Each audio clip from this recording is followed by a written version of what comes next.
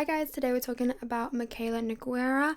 So this is a video topic that I've had on my video mind map for such a long time now, and with the launch of her recent brand called POV Beauty, I thought it would be a perfect time to talk about all her controversies and touch on the POV brand and the controversies that came along with it. It's crazy because it's literally been released a solid 5 days ago that I'm filming this, and there's already a lot of controversy surrounding this brand. So before we get into the POV makeup brand beauty drama, which that is like a mouthful, I wanted to talk about her past controversies.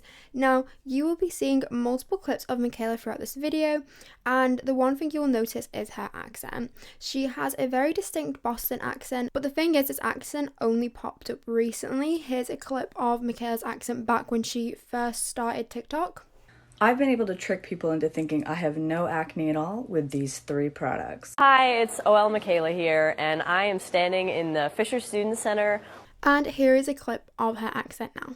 Kim Kardashian had this absolutely stunning, sexy look at the Met Gala, and you can recreate it at home. Now, her explanation for this is she says she was shy and tried to do a more professional voice, as at the time she worked in radio, or she was going to school for radio, something like that, and now she's more confident and she doesn't need to adhere to society's standards of what an accent should sound like, which I have a few opinions about this. I think that's all well and good, and as English is like my second language, my accent changes depending on who I've been around a lot, but I have never heard any of my friends have an accent change, if they were born here. And the ones that haven't been born here and, this is their second language, yeah, accents do sometimes change, they do sometimes shift, but it's never like from a normal, chill, girly accent to a thick, distinctive accent, if you get what I mean. First time I heard about Mikayla was actually during Lash,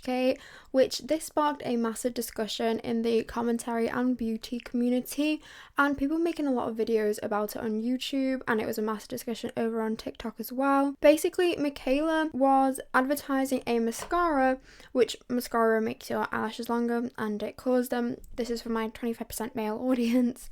And she did false advertisement by putting on fake eyelashes and claiming that mascara did all the work, which false advertisement on TikTok is like a pretty common trend nowadays, so I'm not that shocked. But basically after this, it solidified to most people that Mikayla cannot be trusted, especially for reviews, which her TikTok consists mostly of reviews. She recently had Lashgate 2.0 with another makeup brand called Essence. The first one was with the brand called L'Oreal. To be fair, her whole career, ever since she got famous, kind of solidifies that she cannot be trusted for brand reviews, paid or not. Like when she was just starting out, she had reviewed a beauty brand called Kosas, which Kosas is like a clean beauty brand. I'm not gonna lie, I myself don't like clean beauty, so I remember seeing this review somewhere else, I don't know where it was, and I was like, oh my god, I agree, because I think clean beauty is a gimmick. And I'll insert her first review in now. I'm gonna try the super creamy brightening concealer. By the way, I'm shade 1 in the oil, shade 1 in the concealer. I live for the packaging. It's extremely creamy. A light to medium coverage on this. Okay, I need to set my face or else I will literally die. I'm curious if I can bake over this or if the oil is gonna mix with the powder and get all ugh. Don't put powder on top of that. Oh, it's hard to see on camera, but my skin looks horrible. Powder separated with the oil. This is my attempt at showing you what's happening here. Ugh. Blech. That never happens to me. This is a disaster. I took that shit off. I could not deal with that. I'm gonna redo my base with something else. That's it. Full face of Kosas. Let me tell you something. Is this my new favorite brand that I'm gonna be flocking to? Absolutely not. Basically, she just dragged the brand in that review and she made it pretty clear that this was hot garbage. And then a year later, when she's more well known, Kosas sends her PR and she just raves about them. Nothing is brought up from the past. Kosas said, ask and you shall receive these. Let me just say, there is a reason that this is a best-selling concealer at Sephora. It's ultra creamy, brightening, melts into the skin, leaving a super natural look, and it never feels heavy or cakey. Seriously, Kosas, thank you. What a way to start off 2024. Another thing to mention is she does skincare reviews a lot, and I personally always side-eye influencers that consecutively put out skincare reviews, because as someone who had acne around my mouth area growing up, I had tried so many things for it, and I know it takes about 2 to 3 months to actually see what's working and what isn't. Because I had a massive problem area around my mouth, like I said, and you really need to consider a lot of things because there was stuff that people were recommending me and I would put it on and I'd be like, wow, this cured my acne, but in reality it was just the time of the month. That's another thing, is like you need to consider menstrual cycle as well. That really changes my skin and it changes a lot of people's skin. And for me in the past, I've tried products before, like 4 days after my period, where my period has broken me out. I've put on like moisturizer or like a serum, and the next day I wake up and my redness, my breakouts, they've kind of died down, and I'm like, wow, this is a miracle product. It's not, it's just the cycle. And people fail to mention that like skincare reviews, I think, are just such a lengthy process, not in the filming but in the actual testing the skincare out. And a lot of the time she's testing out multiple like pieces of skincare from a brand. Sometimes one thing from that brand might be good, but the other thing might break you out. So it's really hard to say like, oh, this stuff is amazing, because in reality some things will work for you and some things won't, and that those things that don't work for you might work for other people. The last controversy I'll mention is the filtering, because filtering to me is crazy to do when you're trying to review makeup. Also keep in mind she's on TikTok, not YouTube or anything, which to me, TikTok is aimed at a younger demographic than YouTube, and when you have younger kids who are mostly girls watching a makeup review and they're seeing that makeup is making this influencer have poreless smooth skin, it's damaging, especially if that reviewer has spots or acne and then after the makeup is applied they're filtered out and you can't see the spots or acne. When you have makeup on, if you have spots on, you're gonna see a bump. If you have acne, you're gonna like see the acne. And to me this is just really damaging, because you know, kids are going to be watching this, or people who haven't used makeup in the past, and they're going to try out makeup and constantly think that they are doing something wrong because their face isn't smooth and their face actually has texture. And the only reason I know this is because I was like that. I think it took me 4 years to realise that it's not me who's doing my makeup wrong, it's the lighting and filters that these influencers have on. Plus, Mikayla and Facetune are like this because she looks nothing like what she posts online, and I wouldn't care if she didn't post makeup review content and she wasn't a beauty blogger. Before we get into the brand drama, I wanted to ask you guys to subscribe and leave a like and comment. It really helps me out. Anyways, so recently Mikayla has been hinting in her TikToks that something is going to be released that she has been working on for 2 years, and everyone in the comments was like, oh my god, she's going to release a makeup brand, except this one comment I actually found, which this was so funny. It said, are you pregnant? And somebody commented underneath for 2 years. I literally saw that when I was writing this video and I was like, oh my god. Now, someone also commented the lashes, hinting that Mikayla is finally going to reveal that she used false eyelashes to advertise the mascara, because she never actually admitted any wrongdoing or any fault back then. And Mikayla actually replied with like the little eye emojis. It's on screen, so just have a look. And then she posted this TikTok after that one. The last 2 years have all led up to this. I can't believe it's finally here. My whole life, my whole world is about to change every single day. Give yourself the credit you deserve. To cry on. And I'm ready. I'm excited.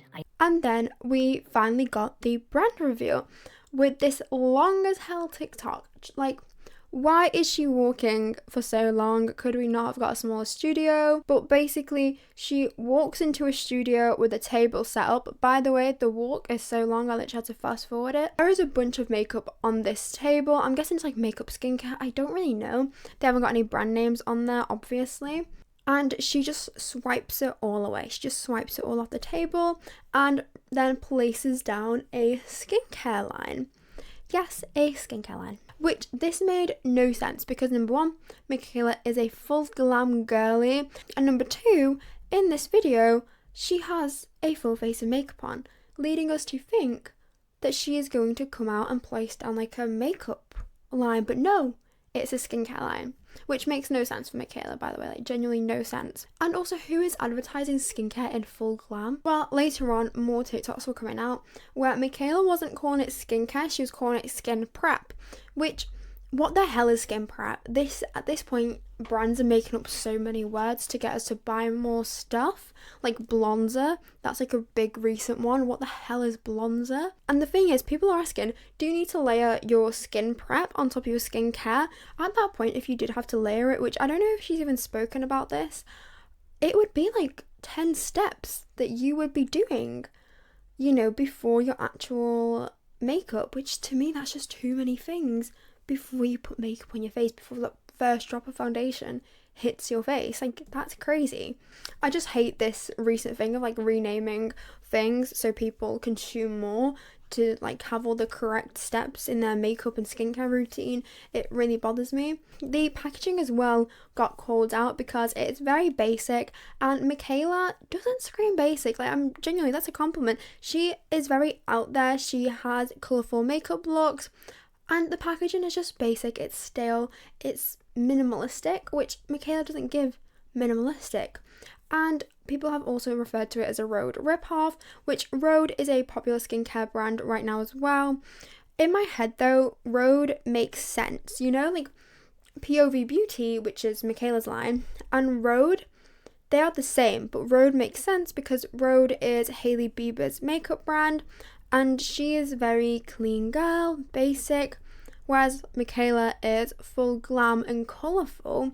Also, people are annoyed at the amount of different fonts on the POV Beauty packaging. To me, I don't see anything wrong with it. This is pretty normal stuff for packaging, I think, to have that many fonts. I think it's just because it's more bare bones packaging that we're looking into it more.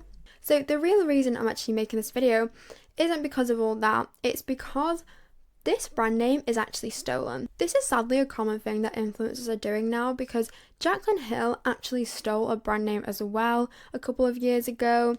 Well, POV Beauty was actually already a small makeup brand that were based in Canada. Hopefully right now you're seeing a video of me scrolling through their website, which, by the way, their website is originally in French. I've just got it translated to English.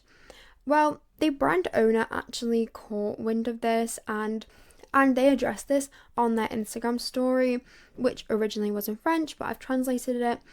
And the Instagram story says, "Betray, sad, angry, humiliate, and heartbroke. This is how I feel right now about the launch of Mikayla's brand. I feel like someone has just sawed off both my legs, that my greatest pride has been stolen. In short, I don't have the words to describe how helpless I am. It's been almost a year since the brand was created, and to see that someone took your name, your concept, when you have invested all your savings, your passion, and much more, I don't know how to react or what to do right now. It saddens me to an unimaginable extent. How can we do this to a small, queer Quebec business that doesn't even have the means to defend anything?"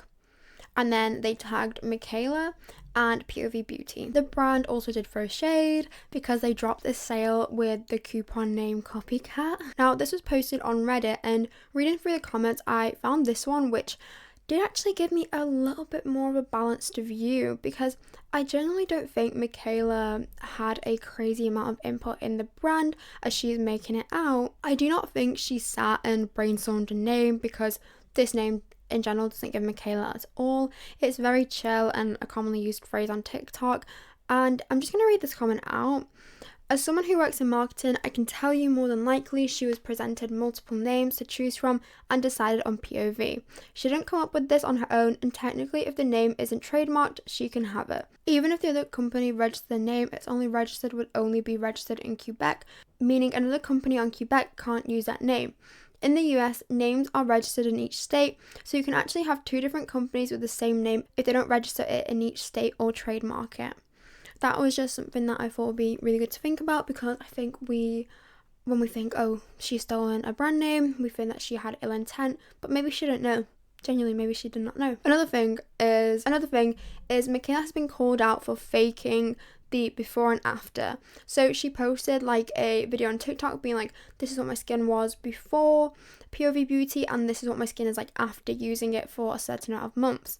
Now, the thing is, we don't really know if this is true, because in that time frame, she was using different skincare brands, and also the photo that she apparently was using to promote it, being like, this is how amazing my skin is now, was found to be archived on Reddit like nearly a year ago. So this is clearly not a photo showing what POV Beauty did to her skin.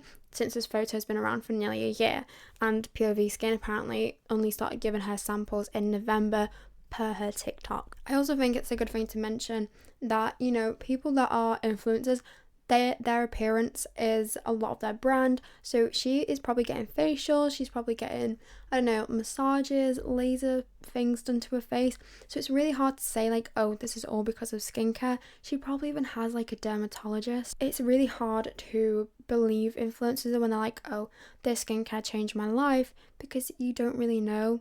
Especially if they're really big, they probably have a lot of money going into their appearance. Anyways, that's kind of it for today.